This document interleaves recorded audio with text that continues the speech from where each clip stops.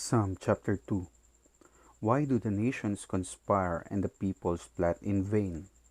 The kings of the earth rise up and the rulers band together against the Lord and against his anointed, saying, Let us break their chains and throw off their shackles. The one enthroned in heaven laughs, the Lord scoffs at them. He rebukes them in his anger and terrifies them in his wrath, saying, I have installed my king on Zion, my holy mountain.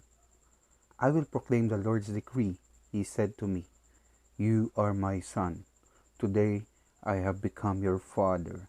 Ask me, and I will make the nations your inheritance, the ends of the earth your possession. You will break them with a rod of iron. You will dash them to pieces like pottery. Therefore, you kings, be wise, be warned, you rulers of the earth. Serve the Lord with fear and celebrate his rule with trembling. Kiss his son, or he will be angry, and your way will lead to your destruction. For his wrath can flare up in a moment. Blessed are all who take refuge in him. Psalm chapter 2.